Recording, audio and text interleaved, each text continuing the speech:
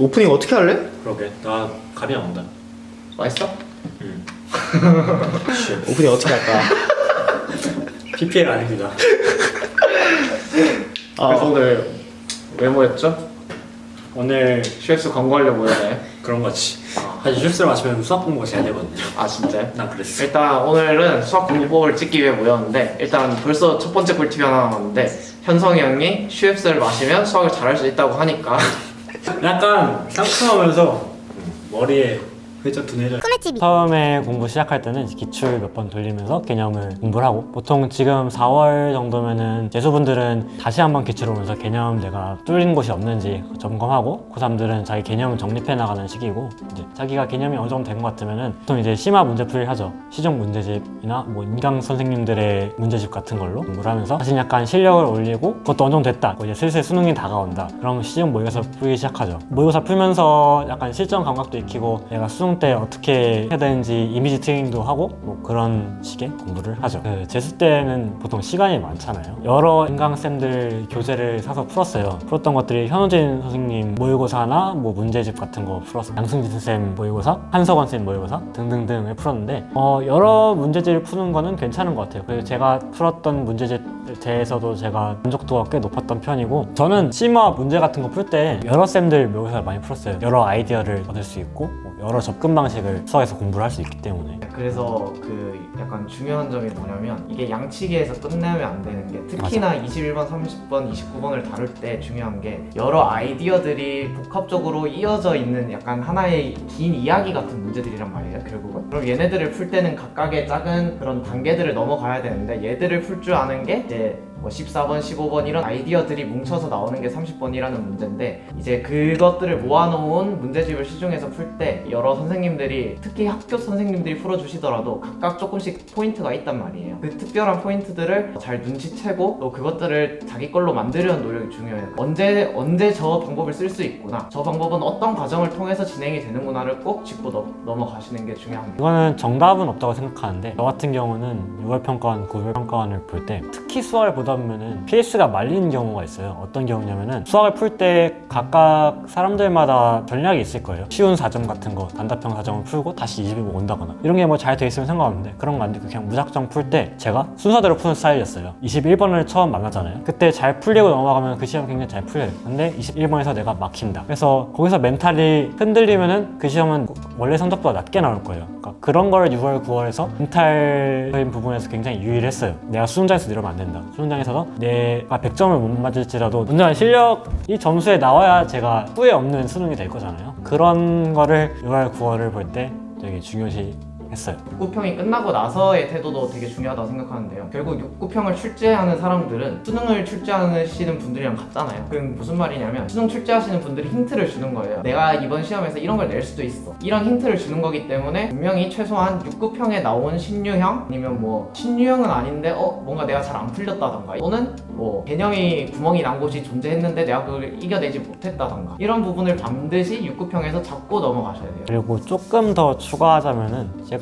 시험들을, 그러니까 그런 모의고사를 보면서 나름 터득한 저만의 멘탈 관리법이 있는데, 대단한 건 아니에요. 근데 이게 수학은 1, 2분 부족해서 못 푸는 문제가 있는 게 아니잖아요. 과탐 같은 경우는. 그런데 수학은 그렇게까지 시간이 부족해서 못 풀지 않는단 말이에요. 그래서 시험을 푸는데 그 시험이 말렸으면은 잠깐 시험지를 덮어주고, 손이 보통 긴장하면 저는 차가워요. 되게 차가운 손으로 이렇게 얼굴을 만져주면은 머리가 좀 식기도 하면서 약간 한 번 더 멘탈을 잡을 수 있는 그런 저만의 제스처가 있었어요. 그런 거 각자 하나씩 있었으면 좋겠어요. 멘탈 관리법 같은 게. 사설 모의고사를 완전판하고자 이런 게 아니라, 사설 모의고사가 체감 난이도가 상당히 높아요. 그런 의미에서 사설 모의고사를 딱 보면, 맨날 평가원 모의고사는 그래도 정말 이상하게 막히는 번호가 있긴 하지만 웬만해서는 어느 선까지 풀어낼 수 있는데, 사설 모의고사는 20번까지 푸는데 막 별표가 3개, 4개 있을 때가 있어요. 그러면 거기서부터 일단 자신감이 되게 떨어지고 힘든 시간이 있는데, 사설 모의고사는 그냥 그게 어려운 걸 인정하는 것도 괜찮은 방법 같아요. 그래서 저는 그걸 앞에서 틀리고 어떻게 해서 내가 점수가 뭐 60점대 70점대 밖에 안 나와도 분명히 사설 모의고사의 15번은 최소한 뭐 평가원 시험에 19번은 할 수 있을 것이다 라고 믿고, 그냥 얘는 원래 어려운 문제다 라고 믿고, 대신 내가 틀렸으니까 그걸 고치는 데 중점을 뒀어요. 그래서 사설 모의고사 점수에 크게 아쉬워하지 않으셨으면 좋겠어요. 특히나 이게 진짜 중요해.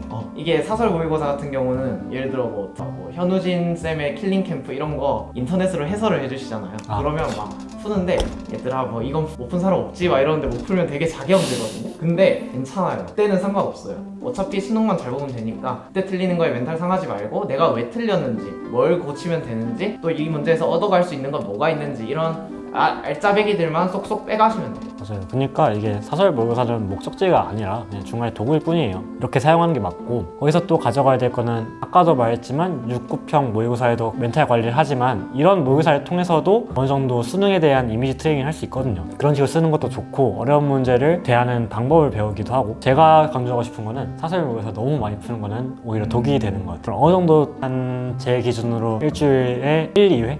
2회가 넘어가는 건 조금 많지 않나 라고 생각을 해요. 왜냐면은 사설 모의고사 하나 푸는데 100분이 걸리는데 그걸 푸는데 온 신경을 다 썼잖아요. 그러니까 100분 동안 정말 집중해서 풀어야 되는데 만약에 사설 모의고사 100분을 풀었는데 내가 힘들지가 않아. 그거는 집중을 제대로 하지 않은 거예요. 그러니까 보통 100분을 풀면은 굉장히 힘들어서 잠깐 쉬기도 해야 되고 머리를 식혀야 돼요. 그래서 하루에 사설 모의고사 하나 풀고 그거를 내가 피드백까지 한다면은 100점 맞는 아닌 이상 내가 뭐 답지를 보거나 아니면 강의를 듣거나 내가 스스로 풀어보거나 그런 시간이 필요한데 굉장히 부담되는 일이에요. 그게 시간이 굉장히 많이 써요.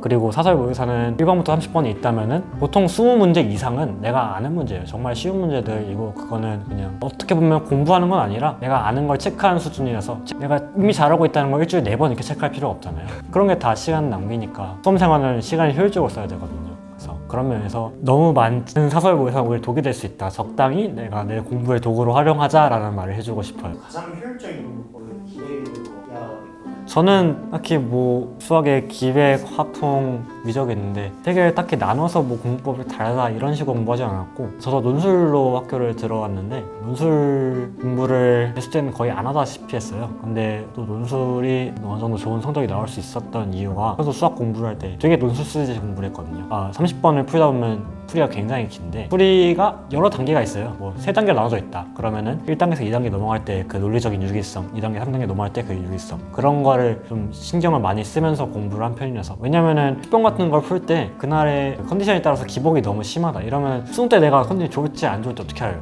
사실 나쁠 가능성이 훨씬 높아요. 그날 긴장도 많이 하고 이런저런 거 많이 신경 쓰이고 내 앞자리가 다 했다면 그거 신경 써서 컨디션이 막 안 좋다 이러면은 그럼에도 불구하고 30번을 맞춰야 되는 거거든요. 우리는 그러려면은 30번 공부할 때 뭐 이럴 때는 뭐 변곡점이겠지 이럴 때는 뭐 접선이야 이렇게 풀어왔으면은 사실 그거는 온전한 자기 실력이 아니거든요. 그게 변곡점이고 이게 접선일 수밖에 없는 그런 걸 증명하면서 저는 공부를 했었어요. 어려운 문제를 풀 때. 그러니까 사실 이게 수능 시험장 가서 이렇게 하라는 게 아니라 그치. 실제 연습할 때 그걸 해야 하는 이유가 만약에 이걸 하지 않고 수능장에 가면 내가 이걸 평소에는 변곡점이라고 생각하고 풀었는데 막상 수능장 가면 절대 못 찍어. 왠지 아닐 것 같은데? 그치. 아니면 어떡하지? 하면 거기서 5분 버려요. 괜히 평소에 안 하던 거 변곡점인 거 찾으려고 시간 쓰고 맞아. 근데 결국 안 해봤기 때문에 못 찾거든요. 위축도 되고 네, 심리적으로. 맞아요. 그래서 항상 거기서 평소에 찍고 넘어가는 그런 단계들을 사설 모의고사 100분 풀 때는 안 하더라도 내가 이 문제 자체를 리뷰할 때는 반드시 하셔야 돼요. 그게 중요한 이유가 앞서 말씀드렸듯이 실제 시험장에서 굉장히 힘든 거기도 하고 그 다음에 시험장에서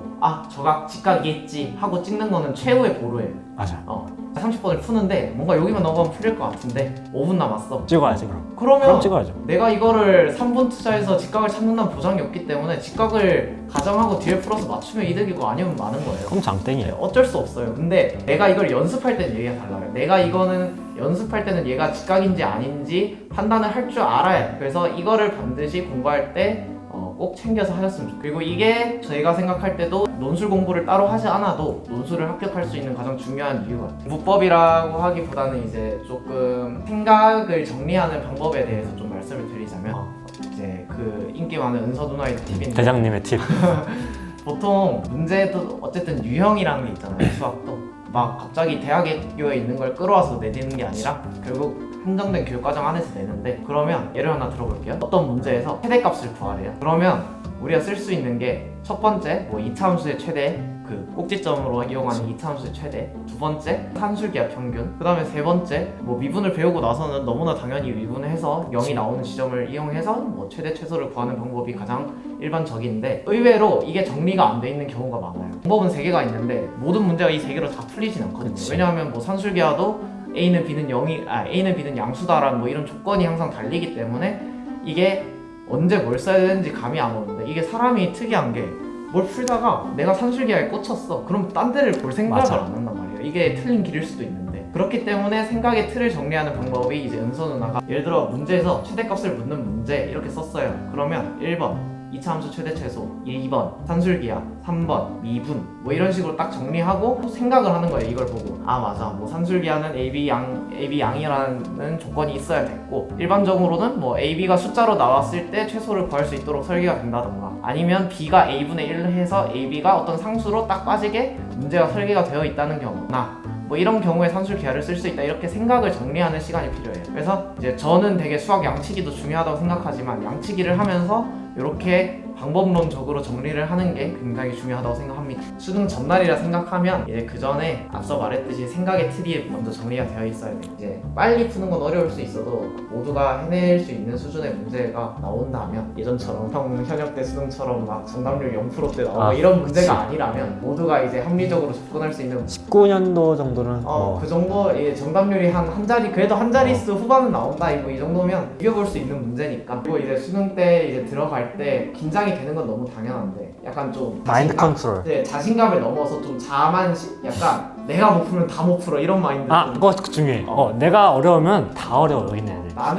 나는 엄청 잘하진 않지만 평타 이상 치기 때문에 내가 어려우면 다 어려울 거다라는 마인드로 그렇게 관리를 하고 근데 중요한 건 여기서 만약에 자기가 어렵다고 생각하는 걸 풀잖아요. 자신감이 빵 터지면서도 엄청 잘할 수 있어. 와, 내가 이거 풀었다. 여기 우리 교실 나밖에 안 풀었어. 이거. 약간 이런 맞아, 느낌? 이런 느낌으로. 그러니까 그런 게 되게 중요해요. 그래서 당일날 진짜 뭐 더 터지면 좋겠지만 최소한 내 포텐이 이만큼이면 바닥은 치지 않게.